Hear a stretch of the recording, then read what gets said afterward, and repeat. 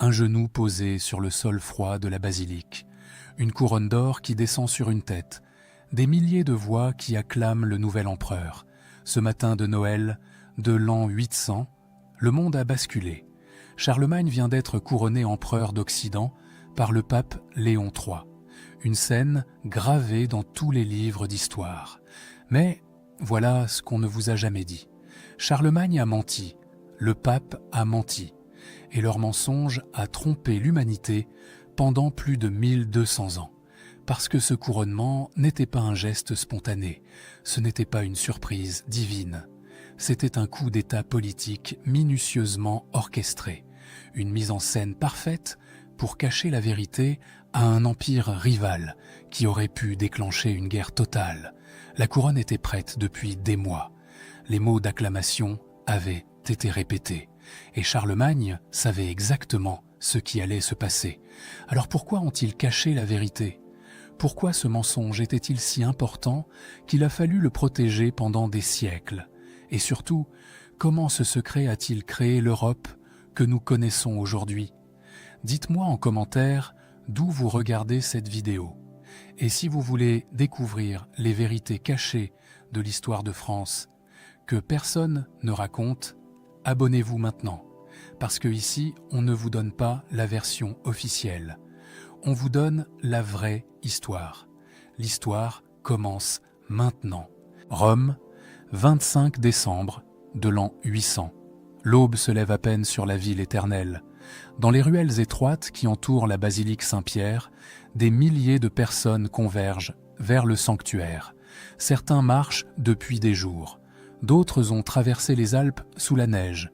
Tous veulent assister à la messe de Noël, célébrée par le pape Léon III en personne. L'air est glacial. L'hiver romain pénètre à travers les vêtements de laine et les capes usées. Mais personne ne semble y prêter attention. Parce que ce matin-là, Rome vibre d'une énergie particulière. Une tension invisible flotte dans les rues. Quelque chose d'important va se passer. Tout le monde le sent, même si personne ne sait exactement quoi. À l'intérieur de la basilique, l'atmosphère est encore plus intense. Des milliers de cierges illuminent les murs de pierre ancienne. L'encens monte en volutes épaisses, vers les voûtes.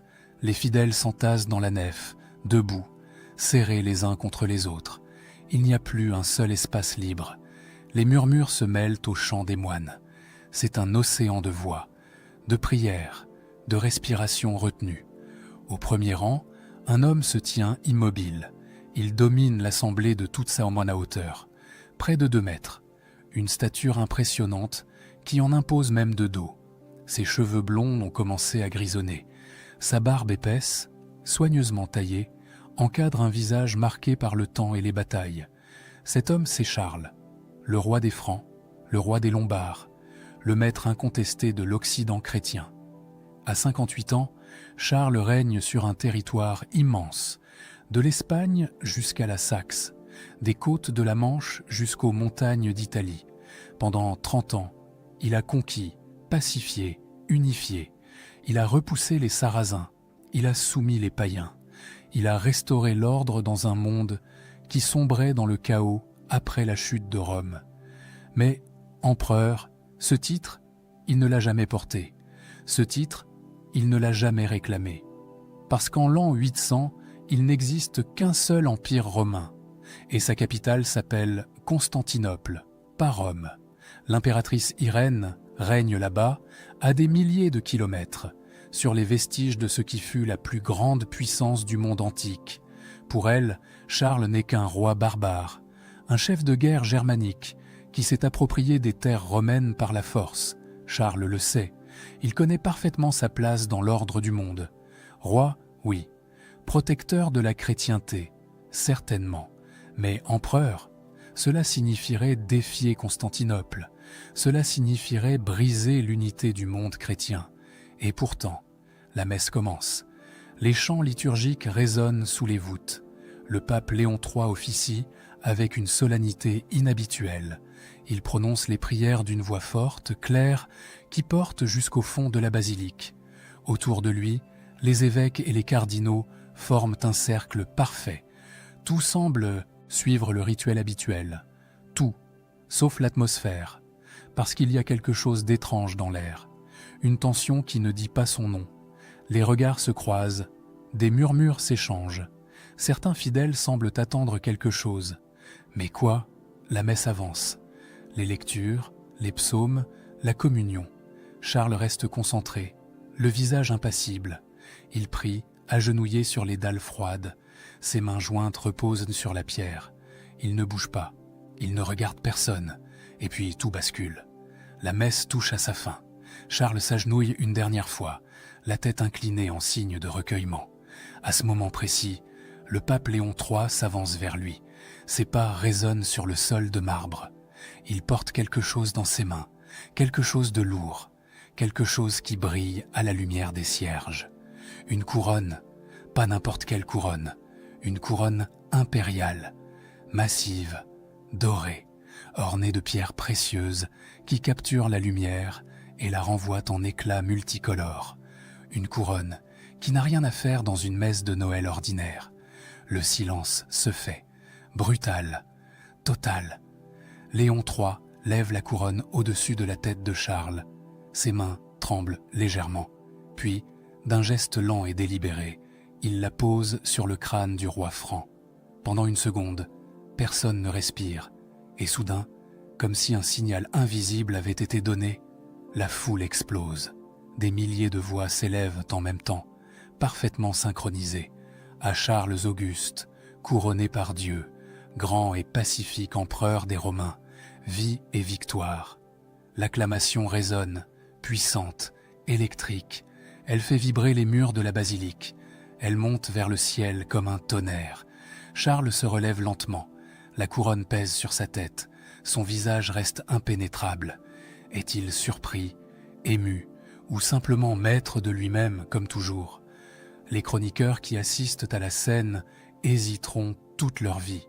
Certains jureront avoir vu de la stupeur dans ses yeux, d'autres parleront d'un calme olympien, comme si cet instant avait été écrit depuis toujours. Ce qui est certain, c'est que ce matin de Noël, l'histoire vient de basculer. Pour la première fois depuis la chute de l'Empire romain d'Occident, 3 siècles plus tôt, un empereur règne à nouveau sur l'Occident. Pas à Constantinople, ici, à Rome. Mais voilà ce que les livres d'histoire ne racontent jamais. 30 ans plus tard, alors qu'il dicte ses mémoires à son fidèle biographe Eginhard, Charles confie une phrase qui va devenir légendaire. Une phrase que tous les écoliers apprendront pendant des siècles. Il dit ceci: « Si j'avais su ce que le pape s'apprêtait à faire, je ne serais jamais entré dans cette église, même un jour de si grande fête. » Cette phrase a tout changé. Elle a créé une version officielle de l'événement. Charlemagne, surpris, presque victime, couronné malgré lui par un pape trop zélé, trop ambitieux, qui a profité d'un moment de recueillement pour imposer un titre non désiré. Pendant plus de 1200 ans, les historiens ont cru cette version. Ils l'ont enseignée, ils l'ont gravée dans le marbre de la vérité historique. Mais c'était un mensonge soigneusement construit, un mensonge partagé entre 2 hommes, un secret que le pape et l'empereur ont gardé ensemble jusqu'à leur mort, parce que ce couronnement n'avait rien de spontané. Ce n'était pas une surprise, c'était un coup d'état politique minutieusement orchestré, une mise en scène parfaite destinée à tromper le monde entier. Et aujourd'hui, grâce aux archives, aux lettres croisées, aux détails que les chroniqueurs ont laissé échapper malgré eux, nous savons enfin la vérité. Pour comprendre pourquoi Charles et Léon III ont dû mentir, il faut remonter 2 ans en arrière. Avril 799, Rome, une ville qui n'a plus rien à voir avec la capitale glorieuse des Césars. Les aqueducs sont en ruine. Les temples païens servent d'étable. La population a chuté de plus d'1 million d'habitants, à peine 40 000 âmes. Rome n'est plus qu'une ombre d'elle-même, mais elle reste le siège du pouvoir papal. Et ce pouvoir, certains sont prêts à tout pour se l'approprier. Ce jour-là, le pape Léon III traverse la ville à cheval pour se rendre à une procession religieuse. Il vient d'être élu pape depuis moins d'1 an, un homme du peuple issu d'une famille modeste. Son élection a choqué les grandes familles aristocratiques romaines qui contrôlent la papauté depuis des générations. Pour elles, Léon III est un intrus, un usurpateur qui n'a rien à faire sur le trône de Saint-Pierre. La procession avance lentement dans les rues étroites. Léon III salue les fidèles massés sur son passage. Il sourit, bénit, incarne la dignité papale. Il ne se doute de rien. Soudain, une bande d'hommes surgit d'une ruelle. Ils sont une dizaine, armés, le visage masqué. Ils se jettent sur le cortège papal avec une violence inouïe. Les gardes sont renversés. Les moines qui accompagnent le pape sont dispersés. Et avant que quiconque puisse réagir, les assaillants arrachent Léon III de son cheval et le traînent dans la boue. Ce qui se passe ensuite est d'une brutalité effroyable. Ils le plaquent au sol, ils déchirent ses vêtements, et puis, avec une froide détermination, ils tentent de lui arracher les yeux et de lui couper la langue. Pourquoi les yeux? Pourquoi la langue? Parce que ce sont les organes du pouvoir papal. Sans yeux, un pape ne peut plus lire les Écritures. Sans langue, il ne peut plus prêcher. Dans la logique médiévale, un pape mutilé n'est plus apte à régner. Il devient invalide, illégitime, remplaçable. Les sources historiques divergent sur ce qui s'est réellement passé. Certaines chroniques affirment que les assaillants ont réussi à lui crever les yeux et à lui couper la langue, et que Dieu a miraculeusement restauré ses organes durant la nuit. D'autres, plus probables, indiquent que l'attaque a été interrompue avant d'atteindre son but, que les assaillants ont été chassés par des fidèles accourus au secours du pape. Ce qui est certain, c'est que Léon III est retrouvé dans une ruelle, baignant dans son sang, le visage tuméfié, à moitié conscient. Et derrière cette attaque, deux noms reviennent dans toutes les chroniques, Paschalis et Campulus, les neveux de l'ancien pape Adrien Ier, prédécesseur de Léon III, deux aristocrates romains qui considèrent que le trône papal leur revient de droit, deux hommes qui refusent de voir un roturier porter la tiare. Léon III est emmené d'urgence dans un monastère où des moines, loyaux, le cachent et le soignent. Mais son problème n'est pas seulement physique, il est politique, parce qu'un pape attaqué, humilié, chassé de sa propre ville par des aristocrates romains, n'a plus aucune légitimité.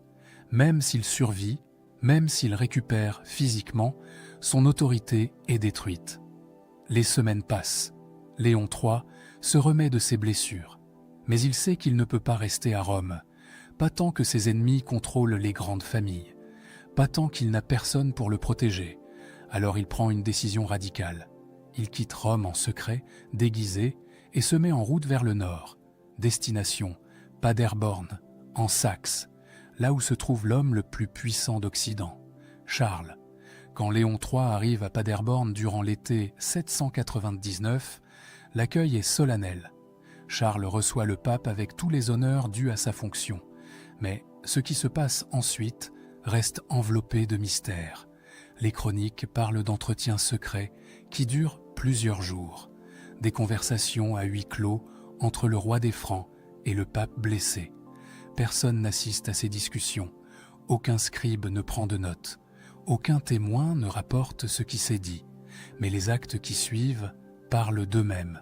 Charles accepte d'escorter Léon III jusqu'à Rome avec une armée franque, officiellement, pour protéger le Saint-Père et rétablir l'ordre, officieusement, pour s'imposer comme l'arbitre suprême de la chrétienté, pour montrer à tous que désormais, c'est lui qui décide qui peut être pape et qui ne le peut pas. En novembre 800, Charles entre dans Rome à la tête de ses troupes. La ville est impressionnée, effrayée même. Ces guerriers francs, avec leurs longues épées et leurs armures de fer, ne ressemblent en rien aux soldats romains d'autrefois. Ce sont des Germains, des barbares aux yeux des aristocrates romains. Et pourtant, ils contrôlent maintenant la ville éternelle. Charles ne perd pas de temps. Dès son arrivée, il convoque un concile, un tribunal ecclésiastique composé d'évêques, francs et romains. Objectif officiel: examiner les accusations portées contre le pape Léon III, parce que Pachalis et Campulus n'ont pas abandonné. Ils accusent Léon III de corruption, de parjure, d'adultère, des accusations probablement exagérées, peut-être même inventées de toutes pièces.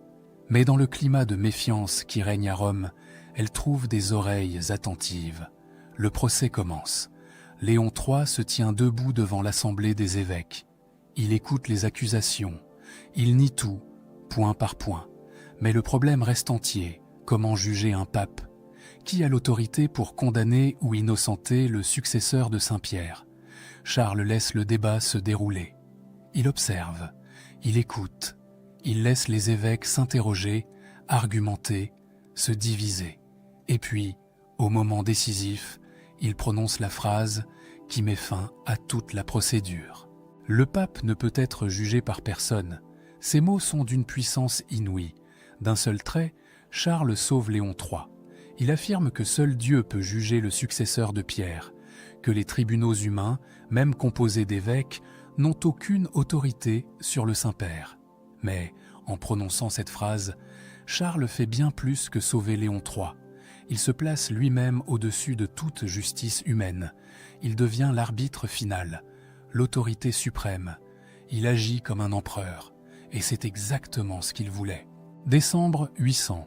Charles est maintenant installé à Rome depuis plusieurs semaines. Il occupe un palais près du Vatican. Chaque jour, il reçoit des délégations, des évêques, des nobles romains qui viennent lui prêter allégeance. Officiellement, il est venu pour protéger le pape. Mais tout le monde sait qu'il est désormais le véritable maître de Rome. Léon III, lui, a retrouvé sa position. Le procès est clos. Les accusations ont été rejetées. Ses ennemis se sont tus, terrorisé par la présence de l'armée franque. Le pape est sauvé. Mais il sait qu'il doit quelque chose à Charles. Une dette immense, une dette qu'il va devoir rembourser.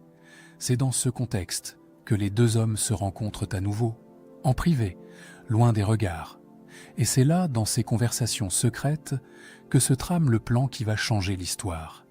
Les historiens modernes, en croisant les chroniques franques, romaines et byzantines, en analysant les lettres diplomatiques, les actes officiels et les témoignages indirects, ont réussi à reconstituer ce qui s'est probablement passé durant ces semaines cruciales. Léon III a un problème. Malgré le soutien de Charles, sa légitimité reste fragile. Les grandes familles romaines le détestent toujours. Une partie du clergé le considère encore comme un intrus. Il a besoin de quelque chose de spectaculaire pour asseoir définitivement son autorité, quelque chose qui fasse de lui non pas simplement un pape sauvé par un roi barbare, mais un pape qui a le pouvoir de créer des empereurs. Charles, lui, a un problème différent. Il règne sur le plus grand territoire d'Occident depuis la chute de Rome. Il a soumis les Saxons païens, il a repoussé les Sarrasins, il protège l'Église. Mais aux yeux de Constantinople, il reste un roi parmi d'autres, un chef de guerre germanique sans légitimité impériale. Et cela le place dans une position inconfortable face à l'Empire byzantin, qui, théoriquement, règne toujours sur l'Occident. En l'an 800, une situation exceptionnelle se présente. À Constantinople, c'est une femme qui occupe le trône impérial. L'impératrice Irène, elle a pris le pouvoir en renversant son propre fils, qu'elle a fait aveugler. Une histoire sanglante, typique des intrigues byzantines. Mais voilà le problème. Pour les Francs, pour les Romains, pour une grande partie du monde chrétien, une femme ne peut pas être empereur. Le titre même d'empereur est masculin. Irène peut régner, certes, mais elle ne peut pas incarner l'empire. Donc, selon cette logique, le trône impérial est vacant. C'est une opportunité unique, une fenêtre qui ne restera pas ouverte longtemps. Et Charles et Léon, trois le savent parfaitement. Mais il y a un obstacle majeur. Un obstacle qui explique pourquoi ils vont devoir mentir. Si Charles accepte publiquement d'être couronné empereur d'Occident, il déclare implicitement la guerre à Constantinople. Il brise l'unité du monde chrétien. Il crée deux empires rivaux. Il risque de provoquer un conflit qui pourrait embraser toute la Méditerranée. Constantinople dispose toujours d'une marine puissante, d'une armée redoutable, de possessions en Italie du Sud. Une guerre contre Byzance serait longue, coûteuse, incertaine. Charles ne peut pas se permettre ce risque. Pas maintenant, pas alors que ses frontières nord et est restent fragiles, pas alors que les Saxons à peine soumis pourraient se révolter à tout moment. C'est là qu'intervient le génie de leur plan. Et si le couronnement n'était pas une décision de Charles, et si c'était un geste spontané du pape inspiré par Dieu, que Charles n'aurait pas pu prévoir, alors Charles pourrait dire à Constantinople « Ce n'est pas moi qui ai voulu cela, c'est le pape, c'est Dieu, je ne fais que me soumettre à la volonté divine. » Une stratégie parfaite de déni plausible. Mais pour que ce mensonge fonctionne, il faut que personne ne puisse prouver que tout était planifié. Il faut que la surprise semble authentique. Il faut que même les témoins directs croient que Charles ne savait rien. Et c'est exactement ce qu'ils vont faire. Seulement voilà, malgré toutes leurs précautions, des traces subsistent, des détails que les chroniqueurs ont notés sans comprendre leur importance, des incohérences que les historiens ont mis des siècles à remarquer. Et ces détails révèlent la vérité. Preuve numéro 1, la couronne elle-même. La couronne que Léon III pose sur la tête de Charles le matin de Noël n'est pas une simple couronne papale improvisée. C'est une couronne impériale romaine, massive, ornée de pierres précieuses, émeraudes, rubis, saphirs. Un travail d'orfèvrerie extraordinaire qui a demandé des mois de préparation. On ne fabrique pas une telle couronne en quelques jours, ni même en quelques semaines. Les artisans qui l'ont créée ont dû recevoir leur commande bien avant l'arrivée de Charles à Rome, peut-être dès l'été, peut-être même avant. Quelqu'un a commandé cette couronne. Quelqu'un savait qu'elle allait servir. Preuve numéro 2, les acclamations. Au moment exact où la couronne touche la tête de Charles, la foule entonne à l'unisson. À Charles Auguste, couronné par Dieu, grand et pacifique empereur des Romains, vie et victoire. Ces mots ne sont pas improvisés. Ils reprennent mot pour mot les formules byzantines d'acclamation impériale, des formules en latin parfait, complexes, rituelles, des formules que la foule romaine ordinaire ne peut pas connaître par cœur. Quelqu'un a répété ces mots avec les fidèles. Quelqu'un a organisé cette acclamation. Elle était écrite, préparée, orchestrée. Ce n'était pas un mouvement spontané de joie populaire. C'était une mise en scène soigneusement répétée. Preuve numéro 3, la réaction de Charles. Selon Éginhard, son biographe, Charles aurait été profondément contrarié par le couronnement. Tellement contrarié qu'il aurait regretté d'être entré dans la basilique ce jour-là. Mais observons ses actes. Charles ne retire pas la couronne. Il ne proteste pas publiquement. Il ne réprimande pas le pape. Au contraire, dans les jours qui suivent le couronnement, il utilise immédiatement le titre d'empereur dans tous ses actes officiels. Ces deux scribes commencent à dater les documents en référence à son règne impérial. Ces sceaux portent désormais les insignes de l'Empire. Un homme vraiment surpris, vraiment contrarié, aurait protesté, aurait refusé le titre, aurait exigé des explications publiques. Charles, lui, accepte tout, immédiatement, comme si ce moment avait toujours été prévu. Preuve numéro 4, la réponse à Byzance. 6 mois après le couronnement, Constantinople réagit enfin. L'impératrice Irène envoie des ambassadeurs furieux à Aix-la-Chapelle, la capitale de Charles. Ils l'accusent de trahison, de sacrilège, d'avoir brisé l'unité de l'Empire. Ils menacent de guerre. La réponse de Charles est stupéfiante. Il propose un mariage.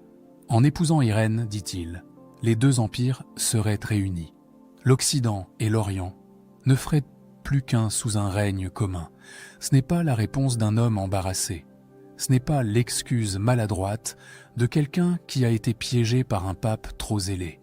C'est la stratégie d'un homme qui a tout planifié depuis le début, qui a anticipé la réaction byzantine et qui a déjà préparé sa parade. Alors, pourquoi ce mensonge ? Pourquoi Charles a-t-il prétendu pendant 30 ans avoir été surpris par le couronnement? Pourquoi a-t-il maintenu cette fiction jusqu'à sa mort? La réponse se trouve dans la nature même du pouvoir au 8e siècle et dans une réalité politique que peu de gens comprennent aujourd'hui. En l'an 800, le monde chrétien vit sur une fiction partagée par tous, de Constantinople à Rome, de Byzance à la Gaule. Cette fiction dit que l'Empire romain n'est jamais mort, qu'il existe toujours, que Constantinople est la nouvelle Rome, que l'empereur byzantin est l'héritier direct de César Auguste, de Trajan, de Marc Aurèle. Cette fiction n'est pas qu'un symbole. Elle structure tout l'ordre politique et religieux de la chrétienté. L'empereur byzantin est le protecteur de l'Église, le gardien de la foi orthodoxe, le défenseur de la civilisation contre la barbarie. Proclamer un nouvel empereur en Occident, c'est détruire cette fiction, c'est admettre publiquement que l'Empire est brisé, divisé, qu'il existe désormais 2 Roms, 2 légitimités, 2 centres de pouvoir chrétiens. C'est créer un schisme politique qui préfigure le grand schisme religieux de 1054, quand l'Église catholique et l'Église orthodoxe se sépareront définitivement. Charles et Léon III comprennent parfaitement ce danger. Ils savent que s'ils affirment ouvertement que le couronnement était planifié, qu'il s'agissait d'une décision politique délibérée de créer un empire rival à Byzance, ils déclencheront une crise majeure. Une guerre probablement, mais surtout une rupture irrémédiable du monde chrétien. Alors ils choisissent l'ambiguïté. Ils construisent une version des événements qui permet à chacun d'interpréter le couronnement comme il le souhaite. Pour les Francs, Charles est désormais empereur parce que Dieu l'a voulu. Le pape lui-même, inspiré par l'Esprit Saint, a posé la couronne sur sa tête. C'est un miracle, une bénédiction divine. Personne ne peut contester la volonté de Dieu. Pour les Byzantins, Charles peut dire « Je n'ai rien demandé ». C'est le pape qui a agi de sa propre initiative. Je ne cherchais pas à vous défier. Je suis aussi surpris que vous. Mais maintenant que c'est fait, que puis-je faire? Rejeter un sacrement, insulter le Saint-Père. Cette double lecture permet de gagner du temps, de laisser les passions retomber, de négocier, d'éviter la guerre immédiate. Et ça fonctionne. Pendant 2 ans, les tensions restent vives entre Aix-la-Chapelle et Constantinople.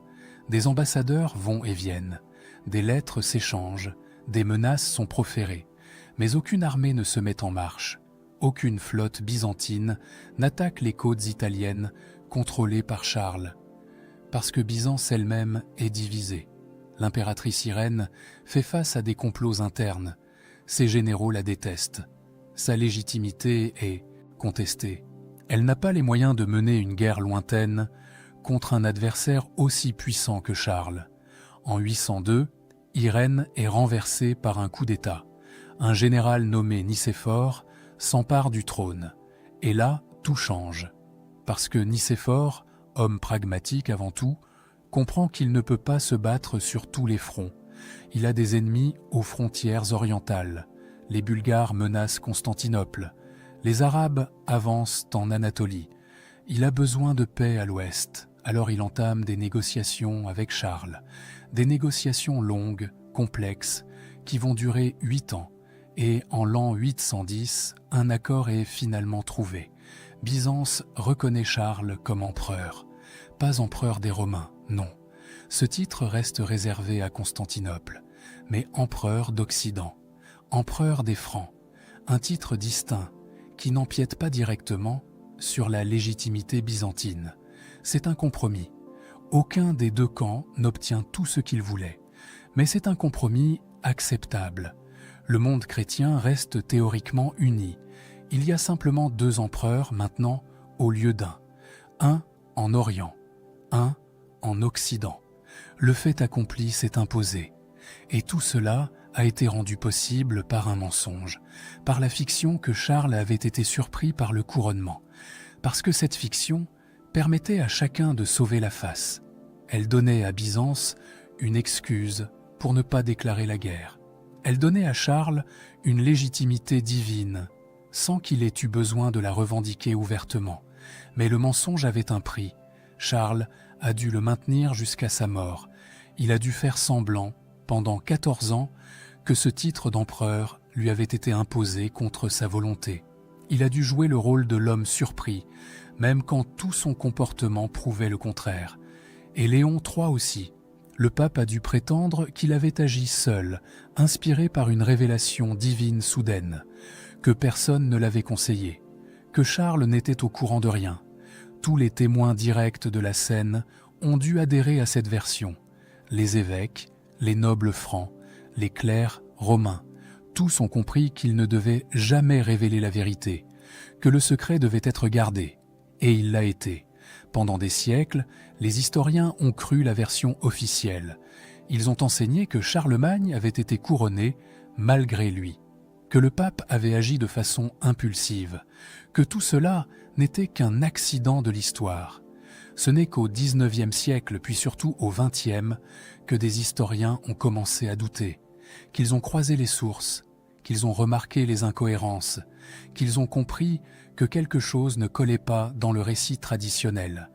La couronne trop élaborée, les acclamations trop parfaites, la réaction de Charles trop mesurée, la proposition de mariage à Irène trop calculée. Petit à petit, la vérité a émergé. Ce couronnement n'était pas un miracle, c'était une opération politique, un coup d'État diplomatique, une mise en scène soigneusement orchestrée pour créer un empire sans déclencher une guerre.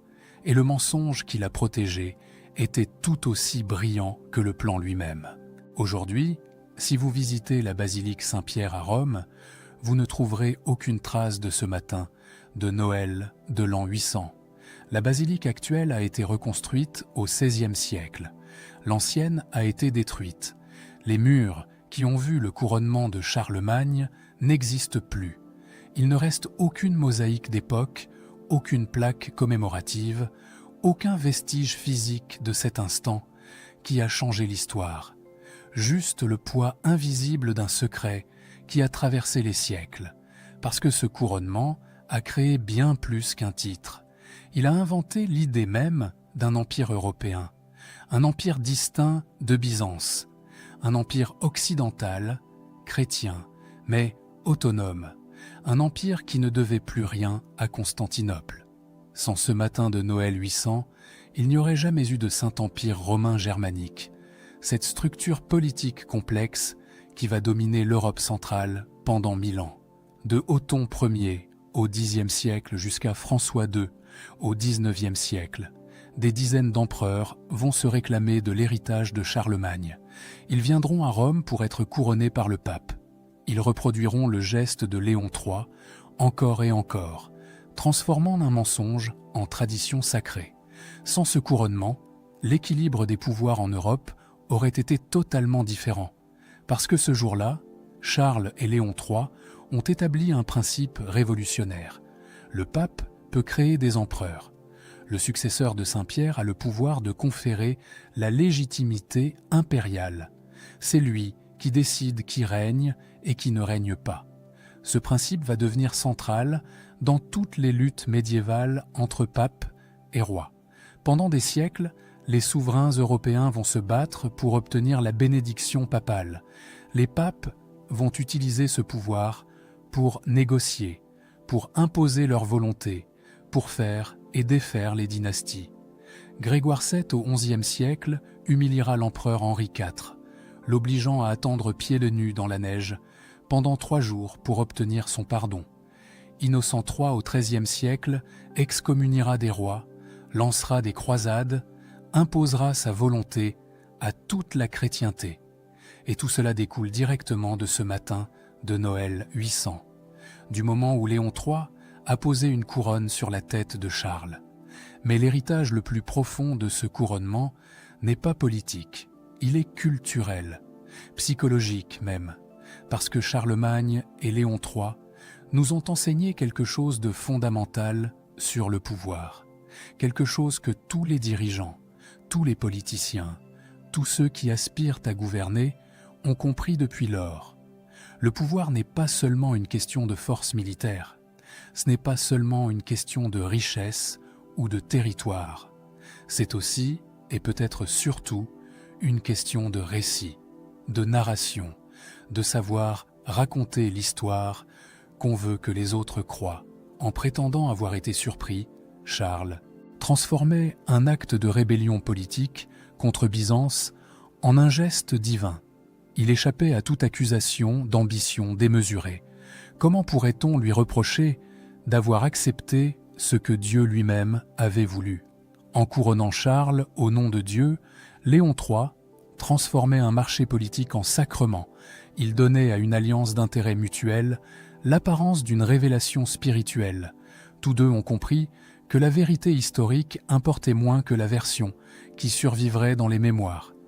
Que ce qui compte, ce n'est pas tant ce qui s'est réellement passé, mais ce que les générations futures croiront qu'il s'est passé. Et pendant plus de 1200 ans, leur version a triomphé. Les écoliers ont appris que Charlemagne avait été couronné malgré lui. Les historiens ont répété cette histoire. Les artistes l'ont peinte, les écrivains l'ont romancée. Le mensonge est devenu vérité officielle. Ce n'est qu'avec l'avènement de l'histoire moderne, avec l'analyse critique des sources, avec le croisement des chroniques et des documents diplomatiques, que la vérité a commencé à émerger, que les incohérences sont devenues évidentes, que le secret a été percé, mais même démasqué, même révélé, le mensonge garde sa grandeur, parce qu'il a fonctionné, il a permis d'éviter une guerre, il a créé un empire, il a façonné l'Europe que nous connaissons aujourd'hui, la France, l'Allemagne, l'Italie, tous ces pays modernes sont les héritiers de l'empire carolingien. Les frontières ont changé, les régimes politiques se sont succédés, mais l'idée d'une Europe occidentale, unie par une culture chrétienne commune, vient directement de Charlemagne. Et cette Europe est née d'un mensonge, d'un secret partagé entre un roi et un pape, d'une mise en scène parfaite, orchestrée un matin de Noël, d'une couronne posée sur une tête dans une basilique froide de Rome. Alors aujourd'hui, quand nous regardons en arrière vers ce moment fondateur, que devons-nous en penser? Devons-nous condamner Charles et Léon, trois pour avoir menti, pour avoir manipulé l'histoire, pour avoir trompé des générations entières, ou devons-nous reconnaître leur génie politique, leur capacité à naviguer dans un monde complexe, dangereux, où un faux pas pouvait déclencher une guerre catastrophique? La vérité, probablement, se trouve entre les deux. Charlemagne et Léon III n'étaient ni des saints, ni des menteurs ordinaires. Ils étaient des hommes de pouvoir confrontés à des choix impossibles. Ils ont choisi la voie de l'ambiguïté, du secret, du mensonge nécessaire. Et ce faisant, ils ont changé le cours de l'histoire. Rome, basilique Saint-Pierre, 25 décembre de l'an 800. Un homme s'agenouille, un autre pose une couronne.